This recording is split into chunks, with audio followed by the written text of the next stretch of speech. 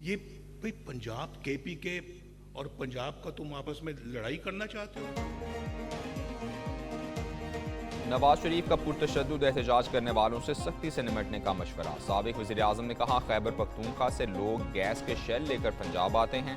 माजी में waste Asia से लोग पंजाब पर हमलावर होते थे। क्या आप केपी और पंजाब की आवाम को लड़ाना चाहते हैं? वो कहता था, गले में रस्सा डालकर जेल में डालूंगा। इतने बड़े बोल मत मोला करो, आजिज़ी सीखो, जैसा करोगे वैसा भरोगे। भेड़ बकरियों की तरह चलने वाले लोग जेल में बैठे शख्स से पूछें खैबर पख्तूनख्वा के लिए क्या किया। ये मार धाड़ में नंबर 1 और कारकर्दगी में 0 हैं। मेरे पहले दौर की तरफ चले जाएं, जब मैं पाकिस्तान का वज़ीर आज़म बना हूं, तो इस तरह की हमने बहुत सारी स्कीमें और भी शुरू की, लेकिन चंद ही महीनों के बाद, 2.5 साल के बाद, 2.25 साल के बाद हमें फारिग कर दिया गया। फिर आए, फिर आधा वक्त भी अभी अपना पूरा नहीं किया तो फारिग कर दिया गया। साबिक वज़ीर आज़म नवाज शरीफ सियासी महाज पर दोबारा मुतहरिक। लाहौर में तकरीब से खिताब में मुखालिफिन को खरी खरी सुना दी। बोले, उनके पास साकिब निसार की ऑडियो मौजूद है जिसमें कहा गया नवाज शरीफ को निकालना और बानी पीटीआई को लाना है। उन्हें काम करने दिया जाता तो आज कोई शख्स बेघर ना होता।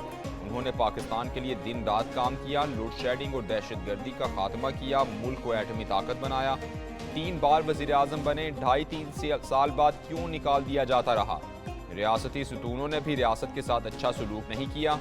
धरनों की सियासत और इन लोगों ने पाकिस्तान को ये दिन दिखाया। हो रही है, मुल्क में तरक्की जो है वो तरक्की लाने की बात हो रही है, प्रोजेक्ट के बाद प्रोजेक्ट्स आ रहे हैं माशाल्लाह, लेकिन अभी भी कुछ लोग इंतशार फैलाने में मसरूफ हैं। इतना फसाद फैलाने वाले लोग किस्सा पारीना हो जाएंगे। वज़ीर आला पंजाब मरियम नवाज का अपनी छत अपना घर स्कीम की तकरीब से खिताब। कहा, जेल में बैठा शख्स नहीं चाहता पाकिस्तान आगे बढ़े, वो फितना फसाद चाहता है। इंतशार पसंदों ने एहतजाज की इतनी कॉल्स दी, लोग नहीं निकले। ये खैबर पख्तूनख्वा से लोगों को पकड़ कर जलसों में लाते हैं। इंतशार पसंदों ने पंजाब पुलिस के जवानों के सर फाड़े हैं। एक सूबे को दूसरे के सामने खड़ा नहीं करने देंगे। हुकूमत पंजाब के इक़दामात से आवाम खुश हैं। जलाओ घिराओ फितना फसाद खत्म हो रहा है, तरक्की की बात शुरू हो चुकी है।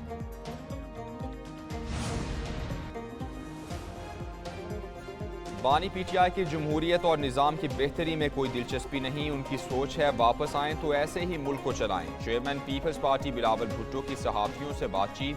कहा, अदलिया को तो बिल्कुल ही गैर सियासी होना चाहिए। अपोजिशन किसी शख्स के लिए तरमीम चाहती है, हुकूमत किसी शख्स के लिए तरमीम नहीं, अदलिया में इस्लाहात चाहती है। मिलिट्री कोर्स का मुतालबा आना अदलिया पर अदम एतमाद है। 25 अक्टूबर के बाद आइनी तरमीम में मुश्किलात होंगी। मखसूस नशिस्तों का फैसला यही इशारा करता है। तरमीम का आइडिया अदलिया से शेयर करने पर मखसूस नशिस्तें छिन गईं। आइनी तरमीम पर मामला 2 हफ्ते में वाज़े हो जाएंगे। नून लीग के सेनेटर इरफान सिद्दीकी की सबरा जेजुआए मौलाना फजलुर रहमान से मुलाकात के बाद बातचीत। कहा, फजलुर रहमान की हिमायत के बगैर तरमीम होती भी हो तो नहीं करेंगे। मौलाना आइनी अदालतों के क़याम के हामी और 18वीं तरमीम की बहाली पर मुत्तफिक हैं। पार्टी से मुशावरत के बाद जल्द फैसला कर लेंगे। किसी तरमीम का जस्टिस काज़िफ़ अज़ीज़ा से ताल्लुक है, ना जस्टिस मंसूर अली शाह से। दूसरी जानिब पीपल्स पार्टी के रहनुमा नवीद कमर की भी मौलाना फजलुर रहमान से मुलाकात।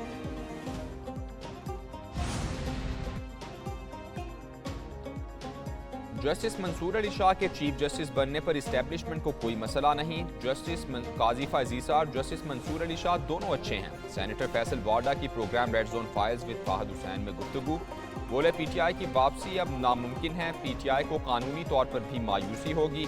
बानी पीटीआई अली अमीन गंडापुर की बातों की तायीद कर रहे हैं। 4 अक्टूबर को मुझे वज़ीर आला खैबर पख्तूनख्वा डी चौक में नजर नहीं आते।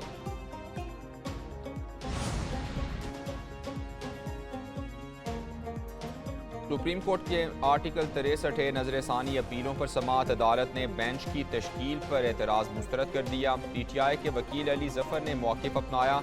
जो 30 सितंबर वाला 4 रुकनी बेंच था वो बना ही नहीं था। चीफ जस्टिस ने कहा, आप जजेस का इंतखाब खुद नहीं कर सकते, ऐसा तर्ज अमल तबाहकुन है। क्या माजी में यहाँ सीनियरिटी पर बेंच बनते रहे? 63A पर आपका रेफरेंस आया, फौरी सुना गया। उस वक्त 10 साल पुराना भुट्टो रेफरेंस ज़ेरे इल्तिवा था। शफाफियत का तकाजा था। बाबर आवान पहले दिन कहते रहे, पहले पुराना रेफरेंस सुने। 63 کیس کی مزید سماعت آج ہوگی۔ اصل مقدمہ سنا، کیا نظر ثانی میں بیٹھنے سے انکار کر سکتا ہوں؟ ایسا کرنا حلف کی خلاف ورزی نہیں ہوگی۔ جسٹس جمال مندوخیل کے ریمارکس۔ چیف جسٹس نے کہا ماضی میں فیصلوں کو رجسٹرار سے ختم کرایا جاتا رہا، انہیں فل کورٹ سے کوئی مسئلہ نہیں۔ لوگوں کو یہاں مرضی کے بینچ کی عادت ہے، اب آمریت نہ ملک میں ہوگی نہ اداروں میں، سابقہ دور واپس نہیں آنے دیں گے۔ چیف جسٹس نے علی ظفر کو مخاطب کر کے کہا آپ نے بہت کوشش کی کہ ہم ناراض ہو جائیں، ہم کم از کم آپ سے ناراض نہیں ہوں گے۔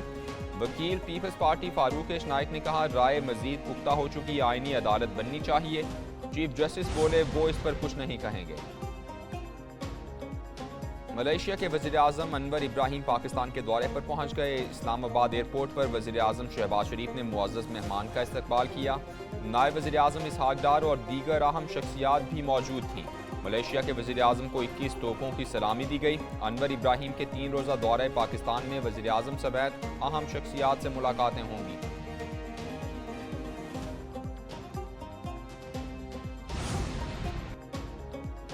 وزیر اعظم شہباز شریف سے ڈاکٹر ذاکر نائک کی ملاقات۔ وزیر اعظم نے کہا ذاکر نائک نے دنیا بھر کو اسلام کے صحیح تشخص سے روشناس کرایا، وہ خود بھی ان کے لیکچرز بہت شوق سے سنتے ہیں۔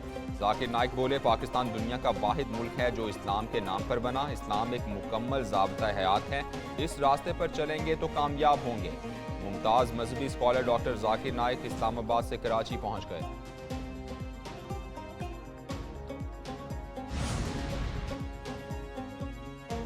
پاکستانی ٹیسٹ اسکواڈ کی انگلینڈ کے خلاف سیریز کی تیاریاں، قومی ٹیم کا ملتان اسٹیڈیم میں پریکٹس سیشن۔ پاکستانی کھلاڑیوں نے بیٹنگ، بالنگ اور فیلڈنگ کی خوب مشقیں کی۔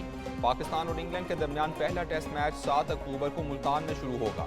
پاکستان کے خلاف ٹیسٹ سیریز کے لیے انگلینڈ کی ٹیم بھی ملتان پہنچ گئی۔ مہمان ٹیم آج بھی آرام کرے گی، 4 اکتوبر سے پریکٹس کرے گی۔ وزیر اعظم شہباز شریف نے انگلش ٹیم کو VVIP کا درجہ دے دیا۔ اور بابر اعظم کا کپتانی سے استعفیٰ پاکستان کرکٹ بورڈ نے منظور کر لیا۔ PCB حکام کے مطابق بابر اعظم کا فیصلہ بیٹنگ پر مکمل توجہ دینے کی خواہش ظاہر کرتا ہے۔ بورڈ پہلے بھی بابر اعظم کو سپورٹ کرتا رہا اور آئندہ بھی کرے گا۔ پاکستان کی وائٹ بال ٹیم کے نئے کپتان کے لیے مشاورت کا سلسلہ بھی شروع کر دیا گیا۔